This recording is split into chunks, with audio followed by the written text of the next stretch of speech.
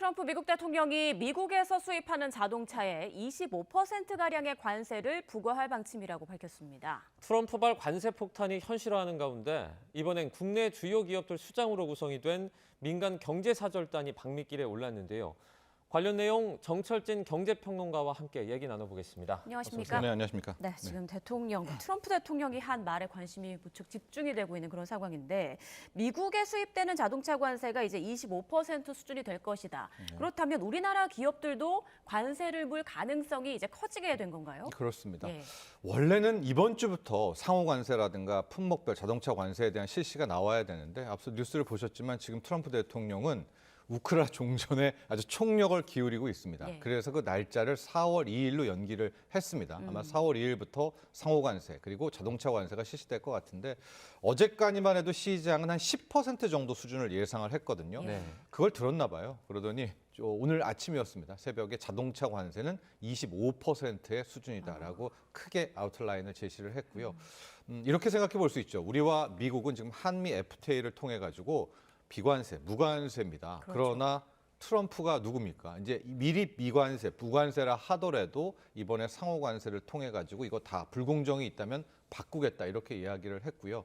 트럼프가 얘기하는 불공정은 무역 흑자를 내고 있는 겁니다. 네. 미국에 돈 벌어 갔어? 그럼 이건 불공정하다고 보고 있기 때문에 안만 한미 FTA가 있다 하더라도 우리 자동차에도 이제 25% 관세 이것은 현실화될 가능성이 높아요. 네. 차를 이제 미국으로 수출하는 기업들의 직격탄이 좀 예상이 되는데 네. 한국산 자동차에 10% 관세를 부과하게 되면 현대차와 기아에 4조 원이 넘는 그런 영업이익에 감소할 거다라는 우려까지 나왔어요. 그렇죠. 10%가 그 정도라고 하면 이제 25%라면 훨씬 클 수밖에 없겠고요. 네. 여기에 또 하나의 변수를 생각해야 될 것이 지금 미국에서 자동차로 미국이 이제 경계하는 나라가 우리나라와 일본입니다. 네. 근데 일본은 지금 어떤 걸 꿈꾸고 있느냐? 협상으로 지금 자기네들은 피해갈 수 있다. 뭐 이제 이런 이야기를 공식적으로 또 해놓고 있거든요. 일본 네. 언론에서. 문제는 우리 차와 일본 차가 같이 관세가 매겨진다면 그래도 같이 타격을 볼 수가 있을 텐데 네. 우리는 25%인데 일본 차는 뭐 깎는다든가 뭘 피해 간다면 고스란히 우리 쪽 피해가 더 커질 수밖에 없겠죠. 네. 뭐 이건 나중에 이제 협상을 통해서 봐야 될 것 같은데 현재 우리나라의 수출 자동차 수출을 얼마나 해? 작년 기준으로 보면 한 278만 대, 280만 대를 수출을 하고 있고요. 이 중에 미국으로 향하는 것이 한 145만 대. 그러니까 우리나라의 수출의 절반은 그러네요. 미국으로 향하고 있다라고 하니까 우리 자동차 업계, 특히 완성차 업계의 미국 시장은 정말로 중요한 건데 여기에 25% 관세, 게다가 일본은 피해간다라면 이야기는 상당히 좀 이제 심화될 수가 있을 것 같습니다. 네, 네. 그런데 트럼프 대통령이 미국에 공장을 짓는 자동차 기업들은 면세 혜택을 주겠다 이렇게 밝혔잖아요. 네. 우리나라 자동차 기업들이 미국에 뭐 이미 공장을 지은 네. 그런 기업도 있고 지을 계획인 기업들도 있는데 네. 그럼 면세 혜택을 받게 되는 건가요? 그렇죠. 그러니까 트럼프는 왜 이렇게 관세를 가지고 이렇게 압박을 하지? 잘 아시겠지만 트럼프 대통령은 항상 무슨 판 자체를 깨려고 하는 사람은 아닙니다. 그럼 뭐냐? 자국의 이익을 최대화하면서 판 전체를 키우는 이런 방식을 주로 여기거든요. 그러니까 가령 둘이 대결을 할 때 한 트럼프 같은 입장에서 10이라는 판에서 10을 다 가져가는 것보다 10이라는 판을 100으로 키워서 예를 들어서 예. 자기네가 70 가져가고 상대방에게 30 주면 윈윈 아니냐. 이게 이제 트럼프식 발상이거든요. 그러면 이제 관세의 핵심은 뭐냐? 다 미국으로 들어와서 공장을 지으라고 하는 건데요. 현재 우리 현대차 그룹을 보면 조지아 공장, 엘라바마 공장, 특히 이번에 조지아의 메타플랜트 아메리카까지 또 짓고 있어서 이제 가동도 돌아가고 있거든요. 네. 그래서 지금 현대차 그룹에 따르면은 정말 최대치로 돌리고 뭐 전기차도 좀 줄이면서 이 제품 포트폴리오도 바꾸고 한다면 한 100만 대 정도는 생산할 수 있지 않겠느냐라고 합니다. 이제 그렇게 이제 우리가 희망적으로 한다면 지금 우리가 140만 대, 150만 대 수출을 하는데 그 중에서 100만 대 정도는 어쨌거나 커버가 가능한 그런 구간 아니겠습니까? 그래서 오늘 주식시장을 보더라도 이런 악재가 나왔음에도 지금 현대차, 기아차, 특히 현대차 주가 거의 2% 가까이 오르고 있거든요. 네. 일단 두 가지죠. 25% 오케이.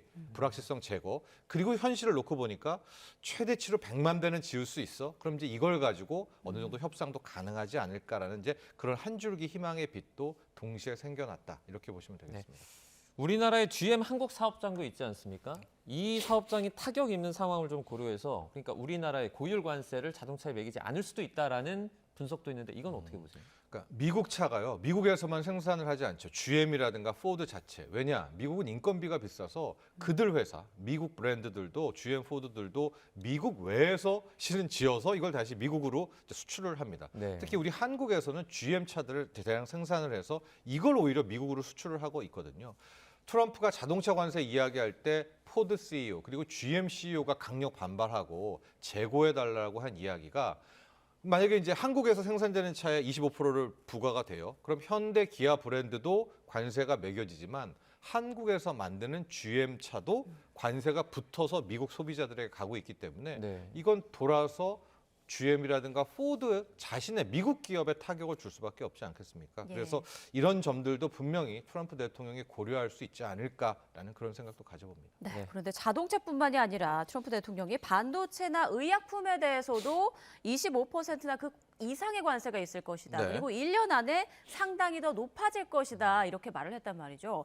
이 영향은 앞으로 좀 어떻게 예상해 볼 수 있을까요? 이것도 일종의 고차 방정식을 풀어봐야 될 것 같아요. 이제 한국의 반도체 미국으로 많이 들어가죠. 뭐 우리 수출을 많이 하지만 어떤 이유가 있냐? 가령 우리의 HBM에 엄청난 고율 관세를 부과를 해요. 그러면 이 HBM은 결국 미국 엔비디아, 가령 엔비디아라는 기업의 AI 칩에 들어가거든요. 네. 엔비디아의 GPU와 함께 맞춰서 하나의 AI 가속기가 탄생되는 건데 그러면 결과적으로 미국의 AI 칩 가격이 올라갈 수밖에 없죠. 뭐 우리가 비싸게 엔비디아는 이미 그 HBM을 계약을 했으니까 그럼 돌아 미국의 AI 산업의 경쟁력을 떨어뜨리게 되는 그런 또 결과가 나오게 된다는 겁니다.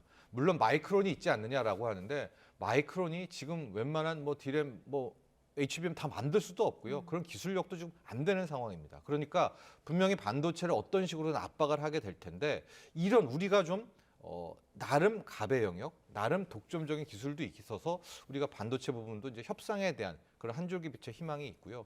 의약품 역시도 가령 이제 미국으로 수출을 한다. 뭐 기술 플랫폼은 관세를 매길 수가 없겠고 아마 뭐 셀트리온이라든가 우리의 바이오시밀러, CMO, CDMO 쪽에 관세를 매길 수는 있겠습니다. 우리 송도 공장이 있으니까 예. 뭐 삼성 바이오로직스 이것도 문제가 지금 웬만큼 이런 CMO, CDMO 잘하는 나라는 우리 삼바랑 중국 기업들이거든요. 네. 그런데 중국 기업은 이제 끊어내려고 하고 있습니다. 아예 이제 국가 뭐 이런 법으로. 그러면 우리가 만드는 약품에다가 관세를 부과한다? 돌아 미국인들이 또 이것도 피해를 볼 수가 있어요. 다른 대안이 없기 때문에 우리 외에는 중국한테 맡길 수는 없겠죠. 그래서 지금 반도체 의약품에 이제 부과하고 이걸 가지고도 우리를 압박할 수는 있겠지만 분명히 협상 테이블에 앉게 된다면 우리도 미국 측에 제시할 그런 카드는 존재한다. 저는 이렇게 보고 있습니다. 네, 이런 가운데 최태원 대한상공회의소 회장이 이제 민간 경제사절단을 이끌고 오늘 오전에 방미길에 올랐습니다. 트럼프 2기 행정부 출범 이후에 처음으로 이제 방문을 하는 거죠. 네, 그렇습니다. 최초의 이제 민간 사절단 이렇게 이름을 붙였었고요. 네. 오전에 나오는 것들 사진으로 보니까 의외로 최태원 회장 패션도 좋고 되게 밝게 오늘 갔더라고요. 네. 네, 지금 화면에 나오고 있는데 네, 저렇게 하고 되게 표정도 좋았었던 것 같아요. 네. 기자들과 응대도 되게 잘했었는데 민간 사절단을 꾸려서 가서 트럼프 대통령을 직접 뭐 독대한다든가 하는 것은 아니고 관련 아마 고위급 관계자 트럼프와 직원하고 직속 소통할 수 있는 아마 그런 관계자들과의 협상들이 계속해서 계획된 것 같은데 지금 보면 일단 에너지 수입은 우리 쪽에서 주는 카드입니다. 예. 워낙 지금 트럼프가 미국의 LNG, 특히 가스 사가라는 요구를 많이 하고 있기 때문에 이거에 대한 우리가 선물을 일단 좀 준비를 한 것 같고요. 조선은 우리의 레버리지입니다. 이게 무슨 얘기냐? 지금 조선은 언터처블이에요. 왜냐면 우리 조선을 건드리게 된다? 미국 조선은 지금 완전히 몰락한 상태입니다. 네. 항공모함 고치지도 못하는 수준이에요.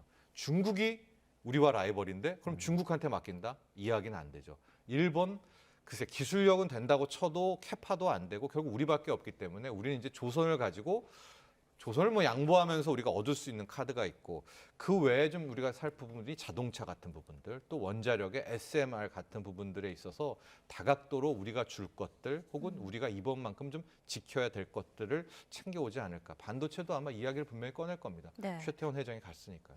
앞서 박정원 산업통상자원부 차관보는 네. 미국과 윈윈의 논의를 할 것이다 이렇게 밝혔단 말이죠. 어떤 성과를 좀 예상해 볼 수 있을까요? 그러니까 오늘 출발한 팀은 민간 사절단이고요. 예. 이제 관 차원에서는 어제 이 박종원 산자부 차관보가 떠났습니다. 지금 현재 도착한 걸로 알고 있거든요. 그래서 네. 이제 이야기를 하고 기자들과 거기서 나온 이야기가 윈윈 이야기인데 지금 보면 이달 말에 아마도 산자부 장관이 가는 것으로 지금 되어 있어서 이번에 박종원 차관보가 그 장관과의 마지막 세팅을 위해서 이야기를 하는데 윈윈 논의를 했단 말입니다. 이 역시도 마찬가지예요. 우리가 줄 선물 보따리를 몇 개 챙겨 갔겠죠. 그다음에 최소한의 우리가 얻어내야만 하는 것들.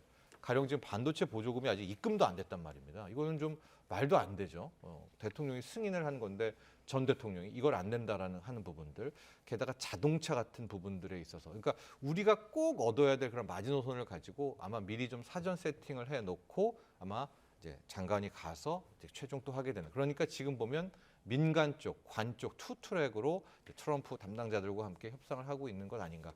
아마도 트럼프 대통령은 우리 쪽 정치적 불확실성 때문에 거의 마지막까지 직접 나타나지는 않을 것 같아요. 왜냐하면 이게 급이 맞아야지 되는 건 아니겠습니까? 그러니까 그 전에 아마 실무진들끼리의 치열한 협상이 이어질 것 같아요. 트럼프발 관세 전쟁 때문에 이제 금값 역시 치솟고 있습니다. 이유가 어떻게 됩니까? 여러 가지 많죠. 이제 왜 금이 이렇게 치솟고 있느냐? 네. 불확실성인 거죠. 트럼프 대통령이 워낙 관세 가지고 이야기하고 뭐 이야기를 하니까 원래 불확실하면 안전자산을 찾고 안전자산의 뭐 대명사는 금이다. 뭐 이것도 하나 볼 수가 있을 것 같고요. 그런데 금 시세를 좀 보면 저게 2월부터 저렇게 이제 급등한 걸로 나와 있지만 네. 엄밀히 말하면 크게 된 시세는 2022, 2023부터 그러니까 즉 뭐냐면 달러 패권에 대한 브릭스들의 도전 거기서부터 수요는 많이 붙었어요. 큰 네. 시세는 즉 뭐냐면 우크라이나 전쟁 끝나고 나서 미국이 뭐 러시아 계좌 동결하고 금의 중국에 대해서 앞으로 압박하고 그러니까 이 브릭스 국가들 러시아 중국으로 맺어진 저런 국가들이 우린 탈달러 패권에 도전해야 되겠다라고 하면서 중앙은행 쪽에서 어마어마한 사재의 길을 합니다. 중국 같은 경우에는 1,200톤 뭐 이 정도 안 됐던 것이 2,200톤이 넘어요. 네. 불과 1년 반, 2년 사이에 1,000톤씩 사들이고 있거든요. 그러니까 금 수요가 막 몰려서 시세가 이렇게 올라가고 있는 찰나에 트럼프의 불확실성이 일단 이제 불을 붙였다라고 해서 급등을 하고 있는 지금의 금값은 우스갯소리로 로마 제국 이후로 금 가격에 있어서 인류 역사상 지금 최고치를 찍고 있는 그런 상황들이 나오고 있는데 뒤에 또 얘기하겠지만 또 하나의 지금의 특징은 실물금을 그렇게 찾아요. 네. 네. 골드바 네, 말씀하시죠? 바를 그러니까 우리가 금 투자라고 하면 금 ETF, 뭐 골드 뱅킹, 금 인덱스 펀드들이 있지만 이거의 인기보다 너나 나나 나는 실물금을 찾을래. 그건 왜 그렇습니까? 이게 이제 굉장히 여기서부터 이제 시작이 되고 있는 건데 아마 두 가지 뭐 세 가지 정도가 있을 것 같죠. 네. 그러니까 실물금이라는 것은 이제 더 불확실성이 커진 거예요. 그러니까 종이금이라고 하는 것은 뭐 금 ETF라고 하면 만약에 우리가 뭐 운용 규모가 100으로 운용 규모라고 한다면 그 운용사가 실제 정도 한 130 은행처럼 담보 비율은 20, 10밖에는 안 돼요. 그리고선 금값을 추종하는 이제 이런 형태인데 만에 하나 정말로 실물금 한다면 그 종이 ETF는 소용이 없게 되는 거거든요. 뭐 결제에 문제가 있고 아마 이런 그러니까 극단적인 실물에 대한 것들을 찾는다는 것은 그만큼 극단적인 불안감, 극단적인 불확실성을 느끼고 있다라고 볼 수가 있겠고 아직은 달러가 버티고는 있지만 이런 형태가 계속되게 된다면 대항마인 달러에 대한 타격, 그러니까 강세였던 달러가 또 약세로 바뀔 수 있는 이 정도의 문제이기 때문에 지금 단순히 금값이 오르네 사상 최고치네라고 보기에는 그 이면들이 훨씬 더 깊다 이렇게도 볼 수 있겠습니다. 네. 자, 그런데 금값이 언제까지 이렇게 고공행진할 거라고 지금 예상을 하세요?